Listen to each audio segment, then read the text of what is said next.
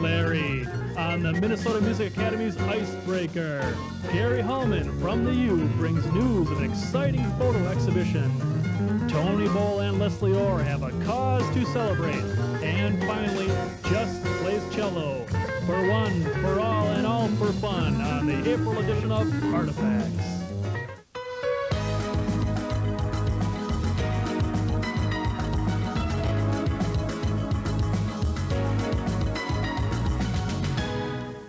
Hello everybody and welcome to the April edition of Artifacts. I'm Janet Zahn with the Office of Film, Video, and Recording. And I'm Phill Lindsay from the Minneapolis Community Development Agency, and welcome to Artifacts. And we start, as always, with some news. The Minnesota film and video industry brought two proposals to the legislature this session. One bill sought to alleviate the sales tax on all creative services that go into the making of television commercials. This sales tax bill was defeated in the House due to unforeseen opposition, led by Representative Mike Oskop, who's a Republican from Lake City. Leaders from the film industry have pledged to bring the sales tax bill back to the legislature again next year. The other bill creates a revolving loan fund which, if approved, would give producers of feature films, television movies, and television series the opportunity to apply for matching loans from $50,000 to $500,000 per project. In addition to repaying the loan, the producer would also agree to spend 120% of the loan amount shooting in Minnesota. We'll bring you an update on this bill again next month. Now, Patrick's Cabaret, the inimitable purveyor of performance art and music, moves soon to the Playwright Center. That's on Franklin Avenue East in Minneapolis' Seward neighborhood. The plan is to be a long-term tenant in that location. They will be leaving its original storefront home underneath the I-35W wall in the Phillips neighborhood, and that'll happen later this year. The Minnesota Association of Independent Commercial Producers embarks on its second annual familiarization tour to local advertising agencies in April. During the tour, representatives from AICP companies, AFTRA-SAG, the talent union, the Minneapolis and St. Paul film offices, and the Minnesota Film Board will visit 19 Twin Cities advertising agencies that do broadcast production, promoting the depth and breadth of Minnesota's commercial production industry. The tour will run from April 13th through May 1st. Yahoo Internet Life magazine recently named Minneapolis a wired city. Something to do with spring fever, you may ask? Well, no, it turns out that Minneapolis has more computers per person than any other city in the nation, according to a recent survey. And now I would like to recite some poetry. April is the cruelest month, breeding lilacs out of the dead land, mixing memory and desire, stirring dull roots with spring rain. Winter kept us warm, covering earth in forgetful snow, feeding a little life with dried tubers. Summer surprised us, coming over the Starnbergersee with a shower of rain. We stopped in the colonnade and went on in sunlight into the Hofgarten and drank coffee and talked for an hour. Bin gar keine Russen, stamm aus Litauen, echt Deutsch. And when we were children staying at the Archduke's, my cousins, he took me out on a sled and I was frightened. He said, Marie, Marie, hold on tight, and down we went. In the mountains, there you feel free. I read much of the night and go south in the winter. That opens up The Wasteland by T.S. Eliot. I just had to read that after that Wired news. Appropriate. I think so. Mm-hmm. Before we move on to our first guest, feast your eyes on the April Artifacts giveaway. This month, you have 3 chances to win. That's right, some hot jazz. Then you can join us for a look at the Minneapolis-St. Paul International Film Festival and Chris Dodson from the U Film Society. Right here on Artifacts. Not 1, not 2, but 3 chances to win. That's right, you could be the winner of one of 3 1997 Midwest Jazz Masters CDs we're giving away this month on Artifacts. Just call the City Cable 34 hotline 673-2234. Leave your name, address, and phone number on the answer machine, and you could be one of 3 lucky winners. It's free, it's fun, it's great jazz. Call 673-2234 to win. The 1997 Midwest Jazz Masters CD that we're giving away this month is produced by Arts Midwest, an arts service organization based in Minneapolis that serves 9 states in the upper Midwest region. If you like jazz music, I really encourage you to call in for a chance to win. And now, I would like everyone to meet my guest, Chris Dodson from the U Film Society. Welcome. Thanks, Jen. Glad you could come today. You are working hard. You are getting ready for the Minneapolis-St. Paul International Film Festival. Right. We're gearing up for the 16th annual Minneapolis-St. Paul Film Festival, informally Rivertown. Again, we're going to have about 90 films from close to 40 countries. Wow. Tell us, give us the nitty-gritty, the dates, times, how where we're going to see the movies, etc. Sure. The dates is going to run April 17th through May 2nd.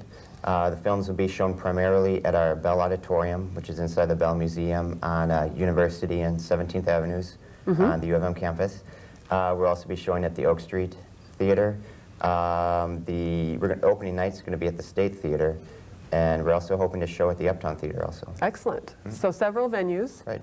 How do people get tickets? What's the deal? We do have advanced ticket locations, which are at the Hungry Mind Bookstore in St. Paul, Borders Books in Minneapolis, the Oak Street Theater. The best bet is to also call the information line, because sometimes those things do change, or else we're going to add some too. And the information line number is? That's 627-4430. Why don't you give that one more time? 627-4430. Okay, so tell me what's big this year. What are the highlights? What have you got planned? The opening night film is a film called Spark, and it's by a local filmmaker named Garrett Williams, and it recently played at Sundance, and he was the first Minnesota resident to have a film shown at Sundance in almost 15 years. So, and we're very happy. It's the first time we've had a local filmmaker, you know, in such a big venue. And it's going to be at the State Theater, and the film is about an African-American couple who gets stranded in a southwestern desert town after they hit a dog, and their car gets broken.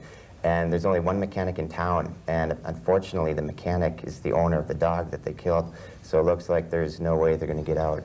And it's being billed as a pre-millennium saga of love and betrayal, so it's hard to pass that one up. Yeah, and Spark is also, that was one of the recipients of the Blockbuster Film Fund. Right. Also. Got some backing in town, yeah. So that's a great opening night. I'm very excited. Excellent. Other Minnesota filmmakers that you will have featured? Sure, there's a film called Wannabe, which is a documentary on a gang-related murder that took place in Appleton, Wisconsin in '95. There's also going to be a Minnesota Shorts program, and another film called With or Without You, which our director Al Milgram just recently saw last weekend. I don't have a lot of info on that right now, but check the guide, because there's going to be a very big highlight on local filmmakers this year. What's the easiest way? If a person has never been to this festival, what's the easiest way to negotiate? What would you recommend? How do you start? There are 90 films. Where do you go? What do you do? The best bet would be to first of all check the April 15th issue of City Pages. That'll have a complete listing of shows and times, ticket information, where to park, and so on and so forth. Our director, Al Milgram, does his very best to bring only the finest quality films, so hopefully there will be, you know, something for everyone, and I don't think that you can make a wrong choice. So it's not just films that would appeal to a real aficionado. There are films for all kinds of people. Right. We have kids' films, we have the local films, we have films on musicians, films on... When you get this many films, there's always going to be something for everyone. The themes are endless, yeah. Yeah. I would like to, one more time, give the dates of the festival, and also then we can talk a little bit about we're going to see a clip from one of the films. Right.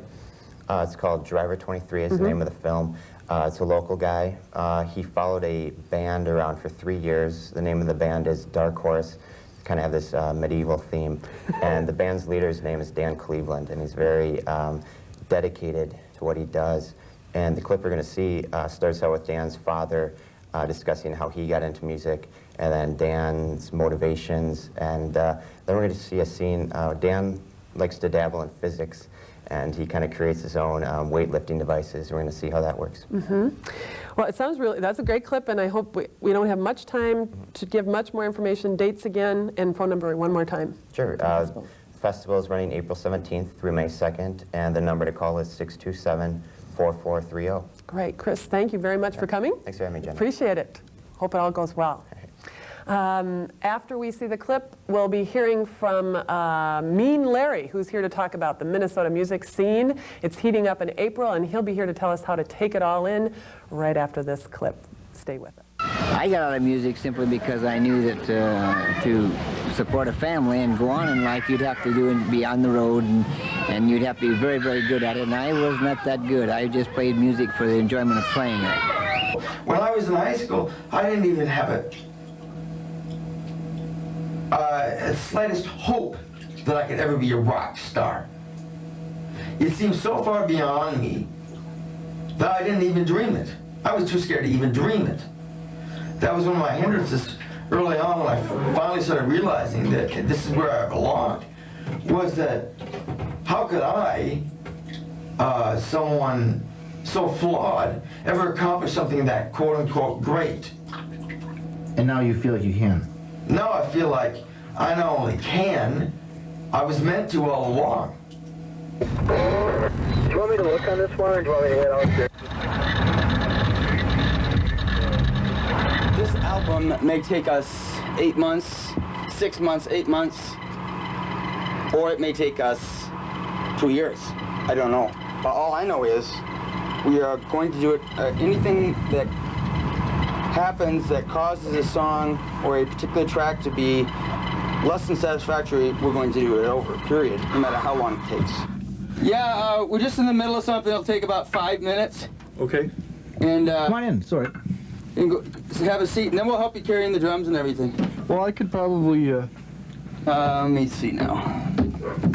And it's really awkward right now. I can get it to work, but you gotta go this really weird like this.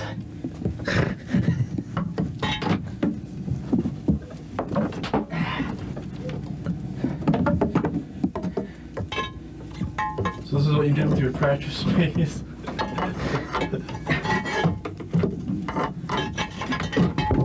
There we go.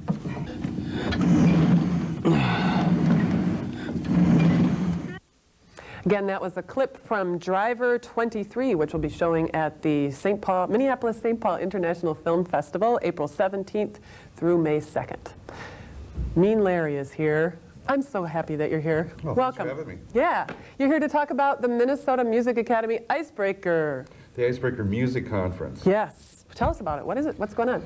Well, we put on this conference. We have seminars, and we have bands, and we have venues, and we have a big party. That sounds great. Musicians involved, party, makes sense. Yes, that's the tie-in. The dates of this event are? April 22nd, that's a Wednesday, and it runs through Sunday, the 26th of April. And within that, you also have the Minnesota Music Awards. We have the Minnesota Music Awards, and that's on the 23rd of April, Thursday night, and that's at First Avenue. Robin Robinson is our host. Mark Wheat and Jennifer Downham, they're also hosting our nominee reception, and that happens upstairs at First Avenue early. That starts at 6 o'clock. And 8 o'clock is when the award show starts. That's kind of a signature event for the Academy. Well, yeah, we kind of we call it our marquee event. That's where all the folks, all the musicians from all genres really get together in one room, and they really come for the ceremony, and they stay to celebrate a little bit. And it's appropriate to do that, I think. Oh, definitely. It's a great music scene here in Minneapolis. How would you characterize the music scene here? I don't know how I would characterize the music scene. It is characterized in so many different ways. I mean, there's so many genres within the city limits here, and within the Twin Cities, and within the suburbs, and within Minnesota. And there's just so much going on. You just can't characterize it. There's music everywhere. You have brought in different organizations into this year's music festival thing that you've got going on. Because there's so much going on, I think it really makes sense. Tell us a little bit about that. Yeah, we need to get some help, getting support, and we are getting a lot of support from different groups. The West Bank School of Music, the St. Paul Music Club, the Minnesota Music Movement, the Twin Cities Jazz Society, the Minnesota Association of Songwriters, and just recently the Musicians Assistance Program. That's a national organization that helps with counseling for musicians. So if people want to go to any of these workshops or the music awards, what do they do? They go. They just go and do it. Yeah. You know, it's like, we're not stopping you. Yeah. Well, it starts with Minnesota Music Academy membership, and so all the information gets out to the members first, and then everything is open to the public, and there is a small fee at most of the seminars. If you purchase a laminate, that's an all-access laminate, that gets you into the seminars, that gets you into all the different venues, and there are 60 venues throughout the state that have music this year. And Wow. yeah. great. Oh yeah, it's exciting. I mean, from Duluth to Zumbrota. That's new too, though, isn't it? Traditionally been Twin Cities? Yeah, traditionally it's been in just the Twin Cities area, and this year we felt we call ourselves the Minnesota Music Academy, therefore we should become the Minnesota Music Academy. And we're reaching out, and besides Zumbrota, besides Duluth, we have St. Cloud, we have Anoka, St. Peter, Mankato. I'm missing a few, yeah, but we're out there. We get the idea. Yeah, and this is the first step in the right direction, we hope. Absolutely. You get the laminates where? Oh, laminates. You can purchase them either through the MMA, which I'm sure we'll have a website and a phone number that'll probably be flashed on the screen anytime soon. How about right now? Phone number is 229-3121. Right. And you get to do the website. Oh, the website is www.bitstream.net/MMA, something like that. Slash at the end? I don't know if there's a slash at the end. I don't think the slash is necessary. Okay, all right. So we've got a phone number and a website to check. That'll be updated, I'm sure, throughout the Oh, yes, CDs. constantly being updated. Greg Heim is the person in charge of the website. He's doing a great job on that. Oh, and also the laminates are available through First Avenue ticket outlets. And you can call First Avenue 338-8388 to get that information about where their ticket outlets are. And that's also published in like in Cake Magazine and places like that, there'll be information there. And then part of the award show, you know, we have the ballot that comes out, and we have all the nominees, and that's being published in the city pages on April 1st. And to vote, you need to be a Minnesota Music Academy member, but it's only $15 to become a member. And it's a great cause, you know, to get involved and help out and support the musicians. So if, and I asked this about the U Film Society event that they've got going on in April too. If you were a first comer, if you're a first time attendee, what would you suggest? What would be a good way to do this thing? I mean, are the seminars something you should absolutely attend, or is it Well, for the musicians, definitely the seminars. I mean, what we're trying to do is really help the street level musician to, you know, learn how to book a gig, learn how to produce a record, and learn how to network. And so the seminars are really geared for the musicians. Now, the general public can certainly go and attend these seminars.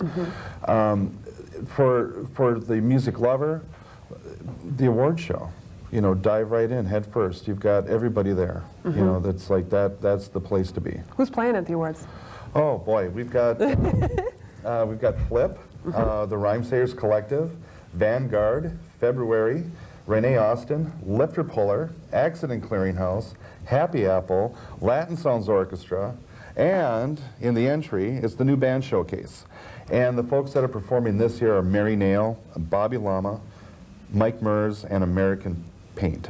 Excellent. That's really a great way to see Minnesota music. And again, being able to go outstate and see some of the stuff that's going on in Duluth and those other cities. Yep. Great thing. You bet.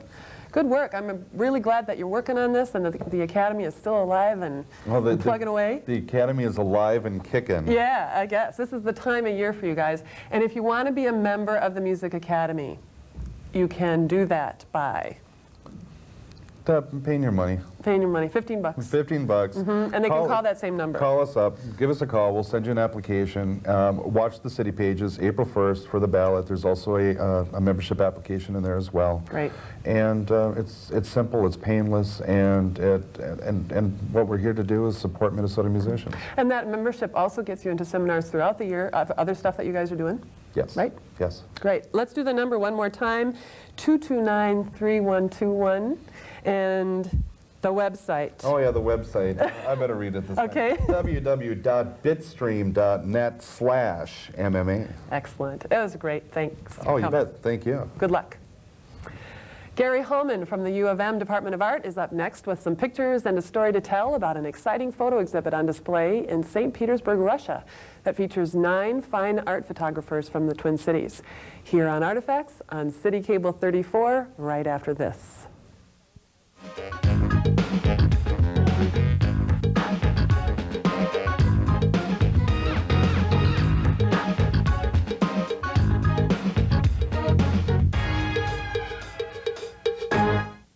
Welcome back, everybody. My next guest has an exciting project he's been working on for, I think, half a generation, just about.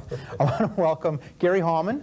Hi, Phil. Gary is a professor over at the Department of Art at the University of Minnesota, and indeed, you have been working on a show for about, what, 4 or 5 About 4 years? years, about Yep. 4 years, yeah. And what's exciting about this is that it's a show, it's a photography exhibition that's going over to St. Petersburg. Why don't you just let our viewers know the basics? What is it, where it's going, the and history.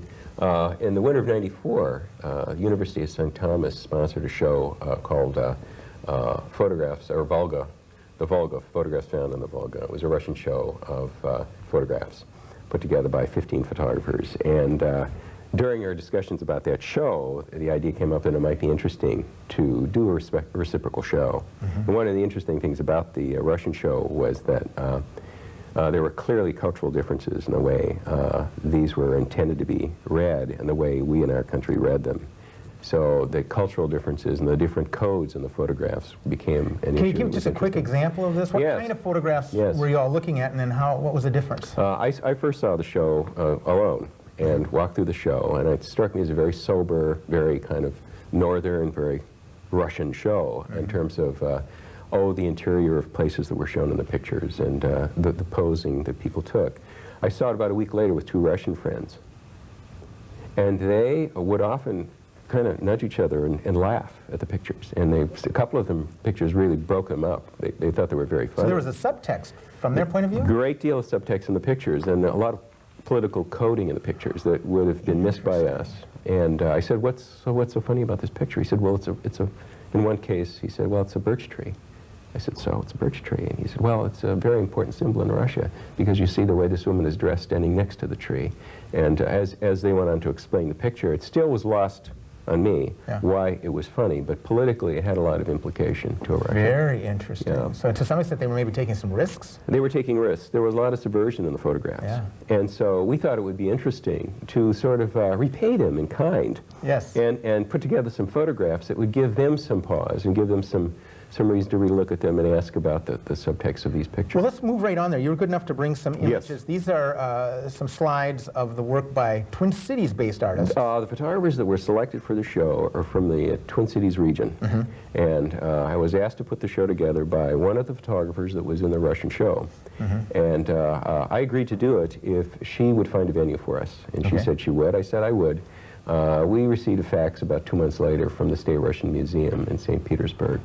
And so it's changed the nature and the tenor of the show considerably, that venue would.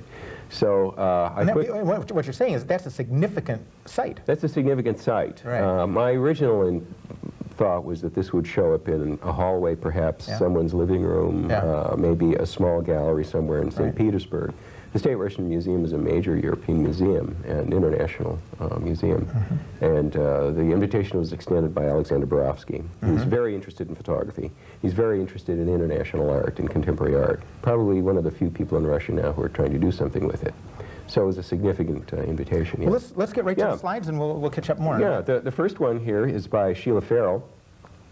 It's called Anne and her Family. Sheila Phill has worked with photographs of family affairs and family events over her career.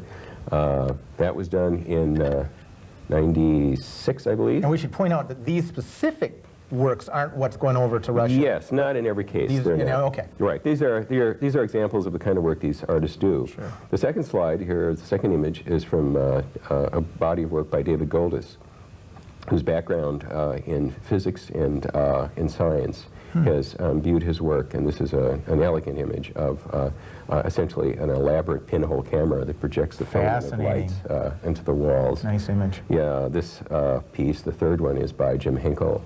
It's called Hand Wrap. The size of these pieces also are fairly sizable, from 20 by 24 up to, in fact, in some cases, 20 by 30. Hinkle's piece here is a hand with an image projected onto it. It's a light image projected onto the hand. This is one of my pieces. It's called Karoshi Deal. Karoshi, of course, is the Japanese word for death by overwork. And, is that autobiographical? To some extent it is.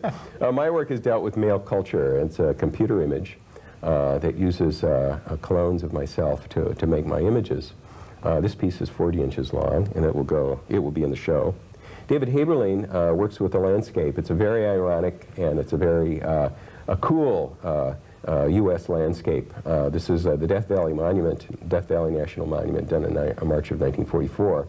Wow. We felt that a selection and a diverse work would be ideal for the show, both from, and this is what we were asked to consider, experimental to straight documentary photographic work. Nice range. Nice range of work. This is a piece by Mark Jensen.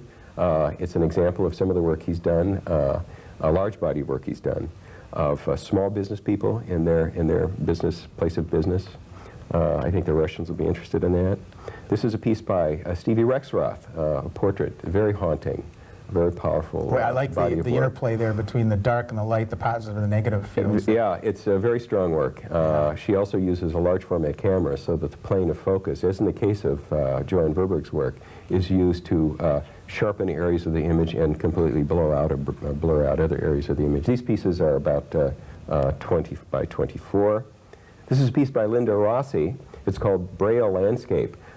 Linda represents the mixed media side of the show. This is a black and white photographic, starts as a black and white photographic emulsion, and then it's manipulated with the dyes, colors. Sometimes it's hand colored, sometimes drawing on the photograph itself. Fascinating. And in fact, a lot of her pictures for the Russian show refer to aspects of Russian history and culture. This last picture is by Joanne Verberg. This is not going to be in the show, but it represents some of the work that she's done that's typical of the work in the show. Sure. This is a large piece, about 30 by 40 inches. It's a photograph. It's called Jim and the New York Times. And it's a straight single image photograph using focus very carefully so that foreground information and background information is sharp. It's a powerful, wonderful. And then this last image looks like some of the principles involved. That's right. I thought I'd bring this along to show you a shot made in the Russian Museum when I met with Alexander Borovsky and Valentina Bilyeva, who is Borovsky is the curator emeritus of the museum. Bilyeva is the curator of photography, and of course that's me there in the bottom. And we're looking at the photographic collection. The collection was stacked neatly on the floor between layering, but they were still waiting to get storage facilities for their collection, and they're just starting that. So I visited Russia, St. Petersburg, last May, to meet with Borovsky and to meet Bilyeva and to meet with other Russians in the city, just to get a sense, Russian artists in the city, to get a sense of what they were doing, and also to agree on some of the terms of the exhibition. Well, you touched on a little bit of the cultural divide in terms of our folks taking a look at their work that was here. What do you think their take is going to be on the Minnesota, the Twin Cities regional artists that are coming their way? How do you think they're going to respond? And this is a good question, simply because I'm not really sure. When I was there in May, I got a very good idea of kind of where they are now in terms of the kind of work they're interested in. Borovsky is a very serious, he's a brilliant curator. He has international scope in what he wants to do. They have no money in the museum. But the Russian people take art very seriously, and St. Petersburg has a long history of serious attention to the arts. So these exhibitions are well attended, and they're taken very seriously. And I'm guessing their critics will probably take a look at this show that's coming over. I think so, yes. And so will the community of photographers and artists. They talk about it. In your work, I noticed, and maybe in some of the others, color, although it may not have informed why you actually took that image, but you're sending over images that have certain meanings to the Russians. I know you were talking about the color, the red, the black. That's right. One of the interesting experiences that happened while I was meeting with Borovsky, I was in his office and I held up some slides that much like this. And one of the interns, assistants, saw one of my pictures and said, well, she immediately started to comment about the color in the picture and how it related to Russian art and how it related to the use of red, in this case, to the piece you just saw, to the use of red in a lot of Russian art. In fact, at the time, interestingly enough, there was a show called Red in Russian Art at the Russian Museum that was up, an interesting show, historical show. It sounds like a lot of their work, at least as you describe it, is sort of just imbued with symbolism, whether it's the birch tree, the colors, and that almost has to be part of your vernacular if you're really going to get some of the dimensions, the extra dimensions. Yes, well, that's true. It's also true for our photography, although we don't probably view it as symbolism. Okay. You know, we take it for granted, the meanings of our objects and things in our work. That's why the selection of the photographers for the show was done with an eye toward how Russians probably view America and how these pictures will in fact interpret it. So there was an attention to a certain kind of landscape, for example. It's not your conventional Marlboro landscape. And the interiors, for example, of Sheila Farrell's work, I think are going to be as interesting to Russians as some of the interior photographs that we saw here of Russian apartments. Gary, the show is en route, right? It's en route. As we're speaking, but when is the show up over there in It's going to be up on April 16th. Okay. It is, the last I heard, it is in Helsinki, or was in Helsinki. That was on Monday. It should be in St. Petersburg by now. And have you had some adventures in booking this? I mean, is this international conveyance of art as tricky as I'm guessing it must be? The whole thing has been an adventure. Yeah. The whole thing has been always tentative, and it has been an experience in learning how things are done in Russia and learning how things are not done in Russia. It has been difficult that way. It's been difficult to know when it's actually going to happen. Yeah. Borowski has priorities.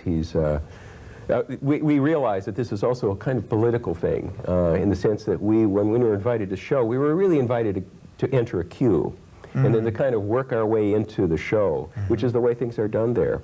So it has been a lot of work. It has been a lot of persistence. And it has been a learning experience, by all means. Well, Gary, we have just a minute left, but I want to let people know, because you also have some of your own work that can be viewed in the area. You got a couple shows soon or up? Yes, there's a show up right now at the Steensland Museum down in St. Olaf College in Northfield with Judith Yorman, and it's called Bad Girls and Good Old Boys. Bad Girls representing her work, her ideas, and of course the Good Old Boys representing mine. There's also a show coming up at the Weizmann Museum called Metroscapes. David Haberling will be in that show also. I'll have a few pieces in that show. And that show is going to explore the idea of the suburban landscape. Sounds great. Yes. Okay, when does that open? That opens, in fact, on the same day the show in Russia opens, April 16th. So I can't be at both places at the same time. So I'll be going to Russia for the show. Nice problem to have. International artist, photographer, Gary Hallman. Thanks for being on the show. Thanks a lot. Nice to have you here. Now, Tony Bowl and Leslye Orr will be joining me in about 2 minutes to talk about a tremendous event featuring performers with disabilities. But first, spring signals the return of Art-A-Whirl up in northeast Minneapolis. This next little clip from Art-A-Whirl's past was put together by John Acree. Enjoy. It was absolutely amazing how many artists were working in this particular neighborhood. Art-A-Whirl started a year ago when a group of artists under the auspices of Dave Felker from the International Gallery got together and started talking about why don't we do something, an arts festival or a studio tour or something like that. And so we began having meetings here at the gallery, and the community was growing. We know that there are over 200 artists in Northeast working in Northeast, and probably another 200 people in arts related crafts and industries. Oh, we think it's a great way to show what all the different artists are up to and to show how all of the different studios and the creative ideas. Golden Flow Studios makes a line of hand-blown glass paperweights or gift items. This piece over here is called madrepore, which is a type of tropical coral, which kind of personal interest, seeing as my name is Coral. I use the surface, the reflective qualities of tiles, and how they fit together, and what kind of a communal story they can bring forth for me. Photography has always been my passion, and lighting, and also filmmaking, so I just have kind of incorporated photographic images on glass with a motor and kind of projecting an image on the wall. And I do a layering technique using palette knives. And my work is mainly about process, about just working through different ideas that I have. Do lampshades out of family photographs. That's about it. Essentially, I'm just doing what I always did when I was 10. I just never quite got out of it. Now, I've met so many people. We've had so much of an interplay of ideas, and in terms of common interests, common concerns about how to keep this community alive. Rumor has it a lot of us artists hang out here in Northeast. We're guilty as charged. Now, the Art-A-Whirl takes place in Northeast Minneapolis, May 15th through the 17th. It's a great gallery crawl up there. I urge you to take a look at it. For more information, you call the City Cable 34 hotline. That's 673-2234. Again, 673-2234. And thanks to John Aker for that look at the last couple years. And now, two guests, and I must disclose this, I'm actually lending a hand to a project that I'm very proud of and that is a great one. Tony Bowl. Hey. You're from Minnesota Public Radio. That's right. And performer, director, playwright, Jill of all trades, Leslye Orr. Hello. Welcome to the show. Thank you. Let's just start with the basics. It's a production that's coming up in May on Mother's Day, but Tony, why don't you just tell us what it is and how it originated? How did you get hold of this idea? Well, the event is on May 10th, and how I got a hold of the idea was actually talking to Bain Belke and Kevin Kling initially about the idea because we were doing a radio series right around May 2nd through the 8th, and it's a huge commitment on from National Public Radio having a bunch of programming coming out that week. And we wanted to do something that's live in Minnesota that kind of comes up after that. And Bain had the idea and Kevin had the idea, and then it all started happening. And as you know, people have been gathering around it. Oh, it's been hiding. Now tell us a little bit about the National Public Radio thing that's happening, and then what other things Minnesota Public Radio are doing. Certainly. In fact, about, I think it's 18 months ago, Bill Busenberg, who's the vice president of National Public Radio, was in Washington. And now he works for us. So when he saw that we were doing stuff on it, he was pretty excited. He said about 18 months ago, Jay Allison, who's a producer in the National Public Radio, and Lori Block have come in and had this idea. And it was a big idea, and most people were kind of nervous about it, but when they saw who was involved in the subject matter that they were dealing with, lend some credence to it. It really did. And they made a commitment, which I have not seen before, and I worked at Minnesota Public Radio for years, and unless you're having a war or a super-duper scandal, there's just not that much news that's going to be dedicated to this kind of Right, and the topic on this whole thing is all about people, growing up? The title being Beyond Affliction. It's called the Disability History Project, and it's the history element which gives it a lot of interest. They're going back 150 years, trying to take a look at how people have viewed the culture of disabilities and how you look at various aspects, whether it be charity, whether it be the workplace, whether it be how you're dealing with birth defects. And I listened to one of the hours of this, and I was amazed at how much that point of view has changed. The take that we all have on this condition that people are struggling with every day. And it goes back from some very, more recently kind of patronizing point of view to some, frankly, really embarrassing points of view that people used to carry forward on this sort of thing. Now, Leslye, your role in this extravaganza is going to be what? I am going to MC with Kevin Kling for this event. And we both come from different backgrounds, and both of us are artists who have a disability, though most of our shows and most of our work we do have nothing to do with the disability. However, I do, in one show that I have called Hand in Hand, use my disability as the vehicle for the concept, because I'm someone who's legally blind, so I have the show done in a complete darkness of not seeing and using your senses to experience what happened to Anne Sullivan and Helen Keller after the Miracle Worker. So people come and they sit with their eyes closed, and then they handle all the props and everything. So it's very radio drama-like, but yet you're getting to do Helen Keller not hearing by not talking to the person next to you as you hand and exchange objects and develop a communication with the people around you. So that is one thing that I do. I have another show called Women Who Drink, which is very visual. And I'll probably for this show do a couple of characters from that. Well, that's worth the price of admission right there. That's a lot of fun. Well, and Now, Kevin and I thought we would take some of our characters, our Minnesotan characters, and have them meet each other and visit, you know, Oh, too. nice idea. Yeah, That's yeah, great. so mix it together. Now, this is all happening on Mother's Day, and that's going to Yes. be part of the context, as I Yes. understand it, for this production. Mhm. Can you talk a little bit more about that? Like, they're coming in, is it going to be like Mom for a Day, or what, how's that going to work? The audience? Yeah.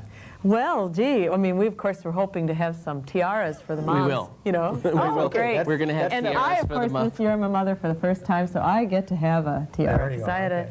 my daughter Nadja, who was born on Helen Keller's birthday, by the way. Wow, there's you know. something comic. Yeah. But anyway, we.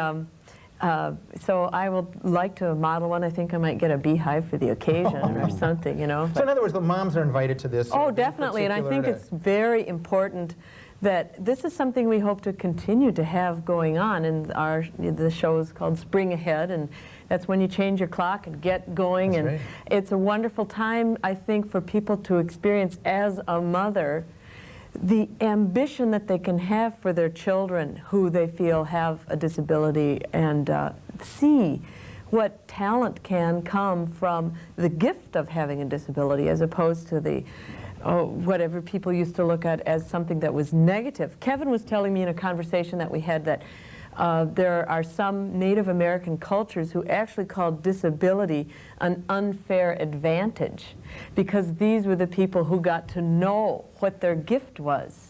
Early on. Right away, as opposed to their disability, as to what they could use and how they could utilize their art. And I like looking at it that way So while the myself. rest of us are all struggling with what the heck am I going to do with my darn life? it, What's my dharma here? I can understand. And he was saying that in his own life, he really felt that. Yeah. I mean, not that there isn't the other side of that two-edged sword that sometimes gets laid on you. So now this is all happening at the Fitzgerald Theater. That's right. With a variety of acts. What kind of acts will people see? It's essentially a variety show.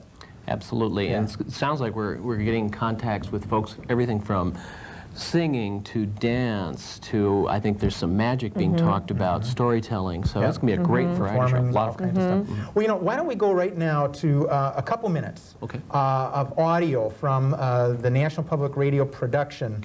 And just to set it up a little bit, this is just a clip, just a portion, a small portion of what you're going to be able to hear in public radio.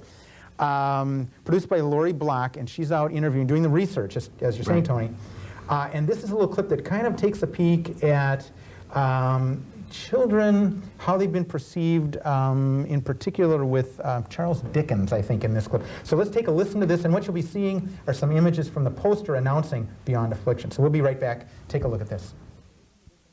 The most troubling aspect about stereotyping is that it doesn't just include negative images, but what the outside world thinks of as positive. We thought that it was positive to stereotype the black individual as having natural rhythms and greater possibilities of athleticism. And for people with disabilities, it's been the adjective brave and courageous in the face of such adversity. It's the endowment of special qualities, the blind person who can hear so extraordinary. And because we tend to think of those as positive, we don't think that we're stereotyping. Father, she was Tiny Tim. Tim, Arthur. Look at The Christmas Carol by Charles Dickens, in which we have the innocent Tiny Tim who can get the charity and the pity of everyone with that wonderful innocence. Not yet, children. We must wait for Tiny Tim. Coming, Father. I'm coming. In the 1840s, the period when Charles Dickens published A Christmas Carol, most Americans thought about charity in religious terms. It wasn't a monetary exchange, but a means to achieve grace, and each side of the equation, the afflicted and the benevolent, had work to do. In the 19th century, afflicted people might be said to be created in order to provide opportunities for Christian folk to exercise their Christian virtues. This is not a concept I think very many people in the late 20th century would understand at all. Peter Hall is a historian of philanthropy. He studies the people who give away their money and why. The concept of affliction carries with it assumptions about divine intervention in human affairs. One is afflicted in a providential way. There is a quality of holiness and sacredness about the disabled. The most familiar example is Tiny Tim. How did little Tim behave in church? As good as gold and better. Somehow he gets thoughtful sitting by himself so much and thinks the strangest things you ever heard. He told me he wasn't going to feel shy if people looked at him because he was a cripple, as it might be pleasant to them, being in church, to remember upon Christmas Day who made lame beggars walk and blind men see. The notion that people who, because they're blind or deaf, are cut off from the temptations of the world. They have a purity about them, which people feel is something that they need to be connected to in some way. Oh, isn't that swell? To Tiny Tim, Scrooge became a second father. Thank you, Mr. Scrooge. And God blesses everyone. God bless us. God bless us, everyone. Okay, now just to remind you, that was just a piece of it, and I thought it was sort of instructive because we often, you know, in the arts, often things are kind of put in, they're frozen. It's time-lapse almost, and the literature from the 19th century, the plays, necessarily capture the way people looked at disabilities or afflictions back then. What's different, Leslye, now? Are we looking at things a little bit differently when it comes to this, or are we still kind of caught up in the old way? Well, I think the old way is probably only the old way because people aren't around people with disabilities, and then they don't know how it's just like moving to a town and meeting people with different cultures. It's a different culture, and people just want to be proud to be who they are and do their artwork. And most of the people featured in the show, this is exactly what they do. They don't go disability first to get their thing, and it's not telethon-like. It's something done because it's demonstrating that there are some artists out there who are absolutely maybe fantastic at what they do, though they may be unknown, you know, and this is probably the time to let people see who they are, and there's going to be some wonderful people. So I have to say, previewing some of these performers, I was struck by simply the professionalism, the talent. I mean, this is stuff that just knocks you off. You would go to see and hear these people no matter what. Yes, yes. Very impressive. Yes. And they are professional artists, so you have paid tickets to see them before, so they're just coming together as a group, and it's really from their heart. They're not doing this for money, you know, to come together to make this. It's a celebration. Right. Absolutely. Celebration. As an artist who is legally blind, do audiences react to you? Or what is the reaction? Is it a generational thing? Do the younger kids react to you one way, and the older generations have a harder time because they're coming out of some history with this? Or I think probably there are things that I didn't understand as I grew up. For instance, if I have one eye, now it's taken me years to figure out that I'm looking at you, but I use my one eye to do it. So that means my left eye is farther away looking over here. So when I'm teaching little kids, I'll look at them and they'll look behind to see who they're following. Staring at. Yeah. You know, and of course I never knew why that was going on. So I explain that now, that I'm going to be teaching here, and it may look like I'm looking at, but this is what I'm doing. So then they know, oh, okay, then they're with me, and I try to make people, you know, feel more welcome to ask things, as opposed to, I better not say and then this, get on or with the not business at politically hand. correct, or yes, we're going for the art here, we're going to work, you know, and now, in reading up on your background, I read something kind of interesting. When you were in high school and you wanted to perform and stuff, you got hold of an old rockette. Yes. Now this is out in South Dakota somewhere. Yeah, oh yeah. Now, where do you find an old rockette? They're not in the yellow pages. You know, old rockette will travel for. How did you find an old rockette? They had a grant that if you could use the grant if you had a talent and you needed to do it, and so I went to the principal and said I'd like to apply for that grant, and I look like I don't see too much, and I want to go into the theater, and I'm trying to go to Minneapolis and go to the Children's Theater Company, and so can you help me find somebody who might do some private tutoring? And they called around to the high schools, and it just so happened that the director of one of the high school musicals had an old friend who was a stewardess who came and did their choreography. And so they asked this woman, Shirley Drees, to come over to the high school, and she was a rockette for years. And yeah, she was a real tough gal and came in all right, you know, and got me hoofing and, you know, doing, I know, and it helped tremendously. Well, and you've gone on to dance in your career, too. Well, I didn't mean to. I was in Ballet of the Dolls for a couple of years, and I think when I got to the Children's Theater, they were primarily a physical theater, and they did movement. And I didn't know that. I thought I was going there because I could be in an animal suit and kind of hide out, and no one would know I had this disability. And oh my God, it was the hardest thing I've ever done in my life. Yeah, they just threw me in there, and you do or die, and so I just did. Wow. So, and you did. You know, yeah. Tony, we've got a couple minutes left. Minnesota Public Radio is certainly a preeminent purveyor of music and information in the metropolitan area, well, the upper Midwest. Why are you folks involved in this, and what's the scope of the involvement of Minnesota Public Radio? We do community outreach programs. We are, in fact, the reason I was in a conversation with Bain is because we're also doing a Holocaust remembrance event. And then there are other things that we have done for classical music. It's the kind of thing that Minnesota Public Radio does. So every quarter we have something that we do, and we like to have some new things and then some regular things. And we like to do things that are in conjunction with a major radio commitment. Sometimes it's a minor one, sometimes it's major. This one's a real major radio commitment with both some local programming and then these documentaries, which are at noon, by the way, noon and 9 p.m. Okay, on 91.1. And those call letters are? KNOW 91.1. Okay. And they do have the repeat at 9 p.m., so there's a good chance to hear them. Okay. I wanted to go into a little bit about other things that you might be doing. This, I mean, there's the live performance on May 10th. You're going to have some locally produced stuff. What else might be going on around this? Are there things that people can attend or learn more about? Well, yeah, there's an online segment. And just to give you a little background, Lori Block, the producer has done so much research that she's collected a lot of photographs. You've seen some of them in the poster. Well, she has an incredible archive now that she's collected, and the online site is going to be incredible. It's the curriculum that she's a curriculum writer, so she has put a lot of energy and time into this. So right around that same time period, the online services will be up. I didn't know anything about that. If people wanted to get tickets for the performance May 10th, how can they do that?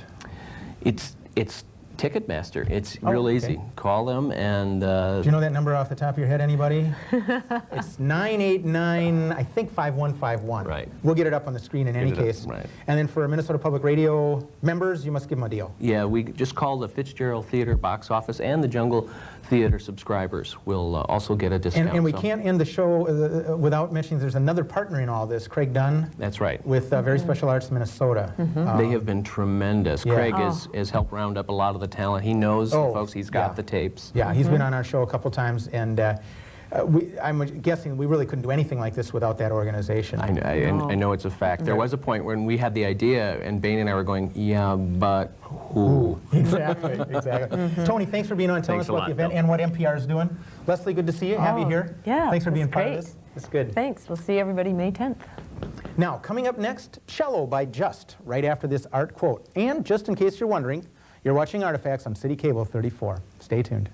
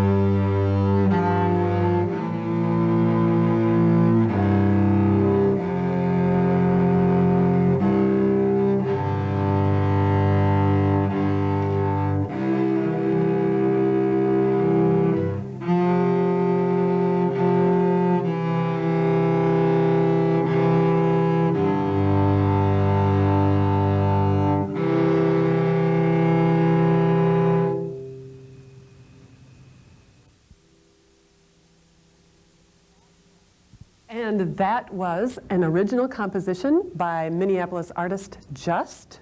He's working on a CD, stuff that he has written, self-titled CD that will be out in a couple of months, and it's going to be all psychedelic music. He's a composer Yes. that does all kinds of stuff. All sorts of stuff. He's got something upcoming. He will be, you can watch for him on Channel 11, our broadcast friend. On May 23rd, he will be playing along with the string quartet, another one of his original compositions that will be the first movement from a Lullafoot. You got that out. That's good. Huh? Pretty Yeah. good. And there is a story behind that, but You got to go and you got to go ask him. ask Just. That's right. I thought that was good. Also, I want to commend the our crew behind the cameras. I thought they captured his performance there very well. So nice going, guys. Really, That was really good. nice. So, well, we've got a few newsy bits here, some chit-chat, as we often do at the end of the show. There's going to be a benefit called Phillips Night Out. It's a fundraiser benefit for the new Franklin Cultural Center. It's going to happen Tuesday, the 7th of April. I know that's early in our run, but in case you get a chance, it's going to be from 7 to 9 p.m. at the Bryant Lake Bowl. It's up at Lake Street in Minneapolis. It's going to feature some really hot acts like Kevin Kling, Malik Del Mar, Wendy Knox, Patrick Scully, and Bedlam Theater. And I think they've got others. That's fun. And they're just billing this as an example of the kind of entertainment you'll be able to see at the new Franklin Cultural Center. That's on Franklin Avenue, but the benefits up on Lake Street at the Bryant Lake Bowl, 7th of April. So they do have a ticket hotline for further information, 825-8949, so help support a good cause. And another benefit for that cutting-edge theatrical festival with edgy acts from around the world, the Fringe Festival. Yeah. They're doing a benefit at the Loring Bar, downtown Minneapolis, Monday the 27th of April. Yep, and I think the festival is in later summer, Right? but This they're is doing the a benefit earlier. So if you're into the Fringe, And also, if you make your way into downtown Minneapolis, into City Hall, which is where we tape our show, in the mayor's office conference room, there's a kind of a neat exhibit. It's called Highlights of the Minneapolis Arts Commission, a public exhibit, 1984 to the present. And it's mostly photographs documenting some of the public art, some of the neighborhood art programs that they've done, and other projects that the Arts Commission's been involved with over the last, 12, 14 years. And it's on view there through May 15th. I went up and saw the show, and it's a neat kind of thing. So there you have it. there you have it. Now, you know, April is National Poetry Month. And we did a little bit of T.S. Eliot earlier in the show. Yes. And you, young yes. lady, she was recently out in San Francisco and Yes. discovered... City Lights Bookstore. Yeah. That's where it was happening. That's where all of the beatniks, Kerouac and Ginsberg and all those guys. And I walked into this bookstore and was just pulled up to upstairs to this poetry room where those guys, they were all there during the They 60s. darkened those doorways. They did. And it was just, there was a wonderful energy there. And I didn't buy any of the beat, well, specifically beat poets books, but I found a book there of one of my favorite poets, William Carlos Williams. And in honor of that, She's going to grace us with a reading. So, ladies and gentlemen, Janet Zahn reads The Maneuver. William Carlos Williams. Carlos Williams, The Maneuver. I saw the two starlings coming in toward the wires, but at the last, just before alighting, they turned in the air together and landed backwards. That's what got me to face into the wind's teeth. National Poetry Month, William Carlos Williams. Now remember, we got just a moment. Yep. Call in if you want about the Jazz Masters, the 97 CD. Yes. So 3 that's the chances to Artifacts. win. 3 chances to win this time. And we wish you well. Stay tuned, grab your pens, paper, and pencil because the Artifacts calendar is coming up. And we hope you tune in next month for Artifacts. I'm Phill Lindsay. And I'm Janet Zahn. Thanks for watching. Let us go then, you and I, when the evening is spread out against the sky like a patient etherized upon a table. Let us go through certain half-deserted streets, the muttering retreats of restless nights in one-night cheap hotels and sawdust restaurants with oyster shells. Streets that follow like a tedious argument of insidious intent to lead you to an overwhelming question. Oh, do not ask, what is it? Let us go and make our visit. In the room the women come and go